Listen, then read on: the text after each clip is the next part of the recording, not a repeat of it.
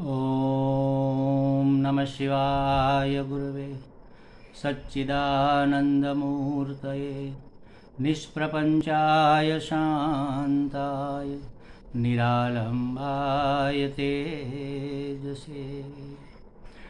हरिओम प्रभु जी।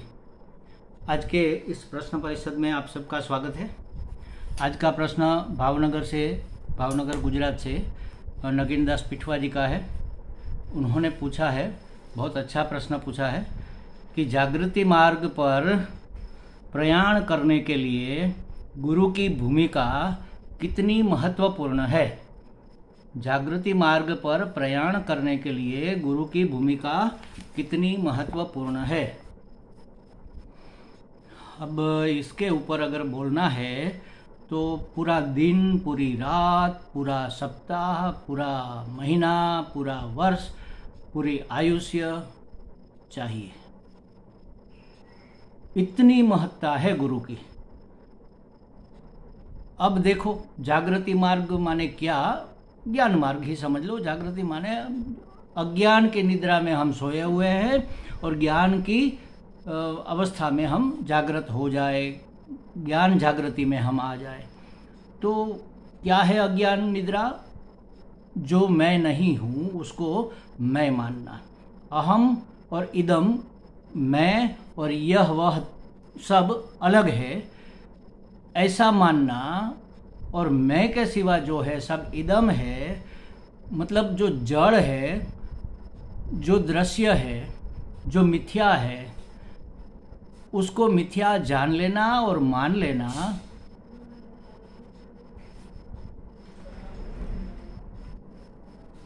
और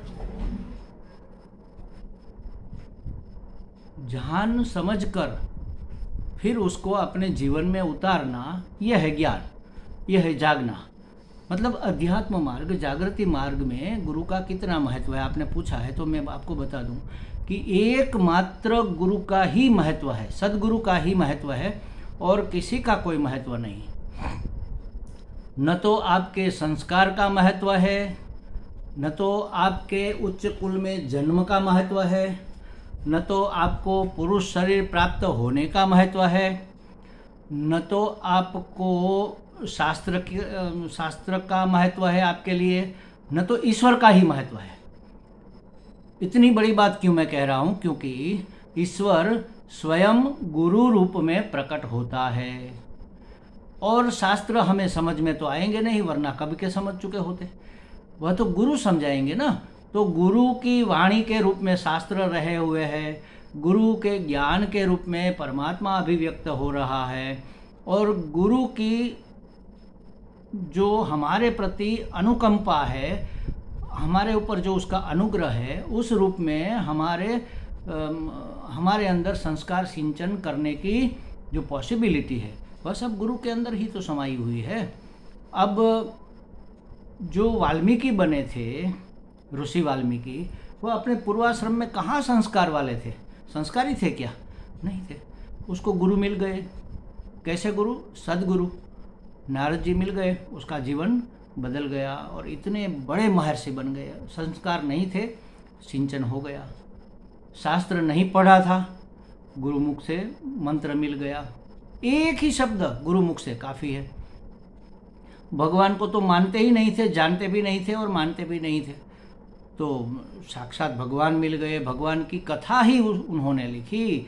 राम की रामायण जिन्होंने हमारे लिए उपलब्ध की, उन्होंने स्वयं अपने नेत्रों से पूरे राम के चरित्र को देखा था। अब देखो गुरु की महत्ता इससे और बड़ी क्या हो सकती है कि ईश्वर भी अगर हम नहीं जानते और नहीं मानते चलेगा, शास्त्र के बारे में हम नहीं जानते और नहीं समझते हैं चलेगा, हमारे अंदर कोई संस्कार नहीं है चलेगा, हमारा स्त्री या पुरुष कौन सा शरीर है, वृद्ध है या बालक है, बीमार है या स्वस्थ है, कोई भी है चलेगा। एकमात्र सद्गुरु का हमारे जीवन में प्रवेश हो जाए और उसके प्रति हमारी आस्था, हमारी श्रद्धा, दृढ़ श्रद्धा, परिपक्व श्रद्धा उसके प्रति हमारी निष्ठा बन जाए, बस जीवन का उद्धार अब होने में कोई देर नहीं है। एक ही चीज चाहिए, सद्गुरु चाहिए और सद्गुरु के प्रति श्रद्धा चाहिए। भगवान ही हम उसको, शरीर का नाम गुरु नहीं है प्रभु जी, इस शरीर का नाम गुरु नहीं है। इस शरीर से अभिव्यक्त होने वाले चैतन्य को हम गुरु कहते हैं। चैतन्य, अनंत चैतन्य गुरु रूप में रहा हुआ है। इसलिए कोई कोई महात्मा कहता है ना कि अगर कोई सच्चा गुरु खोजने में आपको दिक्कत है तो आप भगवान को गुरु मान लो, हनुमान जी को गुरु मान लो, किसी भी देवी या किसी भी देवता को आप गुरु मान लो और फिर आगे बढ़ो। बिना गुरु के ज्ञान होने वाला नहीं है। चाहे आप कोई भी हो, भगवान के बाप ही क्यों ना हो। वसुदेव को ज्ञान नहीं था, जीवन उसका मुक्त, जीवन मुक्त नहीं थे, वो मुक्ति चाहिए थी उसको, कहाँ से ज्ञान मिलेगा। भगवान तो उसके बेटे के रूप में आए थे ना, हो सकता था वो सबसे ज़्यादा ज्ञानी है तो वही तो ज्ञान दे देते, लेकिन भगवान स्वयं कभी ज्ञान नहीं दे सकते। उसके लिए उसको गुरु रूप में अभिव्यक्त होना पड़ेगा। इसलिए उसने नारद जी को भेजा कि जाओ पिताजी को आप कुछ समझाओ, ज्ञान दो, क्या है आत्मा, क्या है परमात्मा, क्या है जीवन मरण, क्या है संसार, क्या है जगत, ये आप उसको समझाओ। तो नारद जी आए वसुदेव जी से, भागवत के 11वें स्कंध में ये बात सब आती है। तो उन्होंने ज्ञान की बातें सुनाई, और वह सुनाई भी कैसे, क्योंकि वह तो नारद जी को भी जानते थे। और अति परिचय अवज्ञात भवति, अति परिचय है तो उसकी हमें कोई कद्र नहीं रहती। अरे ये इसको तो हम जानते हैं, ये महात्मा, इसको तो हमारा परिचय, ये तो ठीक है।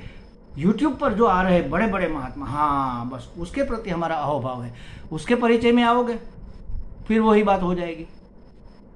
तो इसलिए सद्गुरु क्या करते हैं, क्योंकि हमारा परिचय तो है और हमारे प्रति इसकी श्रद्धा बनना थोड़ा मुश्किल है, तो वह शास्त्र का उदाहरण देकर बात करते हैं। यहाँ नारद जी ने भी नव योगेश्वर की बात बताकर उसका संवाद जो निमि के साथ था, विदेह के साथ था, उसको बताकर वसुदेव जी को ज्ञान प्रदान किया कि भाई ये जो नव योगेश्वर थे उसमें से ये पहले योगेश्वर ने ये कहा, दूसरे योगेश्वर ने ये कहा, तीसरे कवि योगेश्वर ने ये कहा, फला योगेश्वर ने ये कहा, राजा का यह प्रश्न था उसके उत्तर में ये कहा गया। तब उसको लगता है कि हाँ बात तो सही है। और अंतःकरण शुद्ध तो होना ही चाहिए, उसका अंतःकरण शुद्ध था वसुदेव जी का, तो क्योंकि भगवान स्वयं उसके बेटे थे, वो तो परम भक्त थे भगवान के, अशुद्धि की तो कोई बात नहीं थी, तो उसको तुरंत ज्ञान हो गया। अब देख लो महाराज, गुरु के सिवा ज्ञान नहीं हो सकता। कृष्ण और अर्जुन बचपन से साथ में खेले बड़े पड़े थे, सब बचपन से साथ साथ में करते आए थे, अच्छे बहुत अच्छे मित्र थे। वैसे तो नर नारायण के अवतार थे, लेकिन अपनी भूमिका के रूप में एक कृष्ण थे, एक अर्जुन थे, और दोनों अच्छे मित्र थे, बाल सखा थे समझ लो। वन में, जंगल में, वनवास में, राजपाट में, कहीं पर भी वह साथ साथ रहे हैं, बहुत साथ रहे। लेकिन कभी भी भगवान ने अर्जुन को उपदेश देने का प्रयत्न नहीं किया। धर्म की बातें बताई, कर्तव्य की बातें बताई, लेकिन ज्ञान की बातें कभी नहीं उसको कहा। क्यों? क्योंकि वह मानेगा नहीं, जानेगा भी नहीं, समझेगा भी नहीं। जब तक उसकी कृष्ण में गुरु बुद्धि नहीं हो जाती, तब तक उसकी बात उसके पल्ले नहीं पड़ेगी। जब युद्ध के मैदान में वह इतना निराश हो गया, इतना शोकग्रस्त हो गया, खड़ा रहने को भी मुश्किल हो गया उसके लिए, ऐसी स्थिति में जब कोई रास्ता नहीं सूझा, तब उसने कहा कि भगवान मैं आपके शरण में हूँ, मुझे ज्ञान प्रदान कीजिए। आपकी शरण में हूँ माने मैं आपका शरणागत हूँ, माने मैं आपका शिष्यस्ते हम साधिमाम त्वाम प्रपन्नम, मैं आपका शिष्य हूँ। शिष्य वह बने तो सामने जो थे वह भगवान नहीं रहे, वह गुरु बन गए। और जैसे ही उसने शिष्यत्व स्वीकार किया, गुरु के मुख से ज्ञान की बातें बहना शुरू हो गई, अपने आप स्रावित होने लगी। जैसे बहुत अच्छी गाय है तो क्या होता है कि शाम को जब वो चारा चर के आती है, घर पर बछड़ा है तो रंभाती हुई आती है, गांव गांव में घुसती है और दूर से ही वो बोलती है और उसका बछड़ा भी सामने उसको उत्तर देता है। तो गाय के थन में से अपने आप दूध गिरने लगता है, स्रवने लगता है, स्रव होने लगता है। उसी तरह अर्जुन की स्थिति देखकर वात्सल्य मूर्ति भगवान ने गीता जी का ज्ञान उसको दिया नहीं, अपने आप उसके मुंह से ज्ञान निकल पड़ा, ओवरफ्लो हो गया, स्रवित हो गया। तो जब हमारी किसी भी व्यक्ति में, महापुरुष में गुरु बुद्धि होती है और हमारे अंदर शिष्यत्व बुद्धि का विकास होता है, तब हमें वह गुरु मिलते हैं। और गुरु, अच्छा देख लो, आजकल जो भी है, अच्छे बुरे सब जगह होते हैं, संसार है तो, लेकिन किसी भी महात्मा ने जब संसार छोड़ा है, अब उसको कुछ न तो लेना है, न तो कुछ देना है, न तो अपना कुछ चाहिए, न तो वो हमसे गलत बातें क्यों बताएंगे? वो हमें कल्याण की बातें अगर बता रहे हैं, हमारे में बुद्धि भी तो है, हमारे कल्याण की बातें कह रही है तो हम जानते हैं, तो हम उसको क्यों नहीं स्वीकार करते हैं? क्या लेना है उसको, हमारे से क्या प्राप्त कर लेना है? न तो उसको कुछ लेना है, न तो कुछ देना है। वह तो करुणा से भरकर ज्ञान बताने लग जाते हैं, जैसे भगवान ने अर्जुन को बताया, श्रवने लगता है, उसके मुंह से ज्ञान निकल पड़ता है हमारे कल्याण के लिए। तो गुरु माने किसी को स्थूल रूप में मान लेना, कभी ये व्यक्ति मेरा गुरु है, बस अब वो कहे कुएं में कूद जाओ तो कूद, ये विश्वास की बात अलग है। और श्रद्धा और अंधश्रद्धा में बहुत कम फासला है महाराज। श्रद्धा तो पूरी पूरी रखनी चाहिए, लेकिन अंधश्रद्धा में बिल्कुल नहीं फंसना चाहिए। और जब हमें विश्वास हो जाए कि यह सद्गुरु है, तब अपना संपूर्ण समर्पण कर देना चाहिए, तभी हमारा उद्धार हो सकता है। सद्गुरु के सिवा इस संसार में और किसी का इतना ज़्यादा महत्व नहीं है। विवेक चूड़ामणि में शंकराचार्य जी महाराज ने कहा है कि हे सद्गुरु, मैं आपकी तुलना किससे करूं? किसी से मैं आपकी तुलना नहीं कर सकता।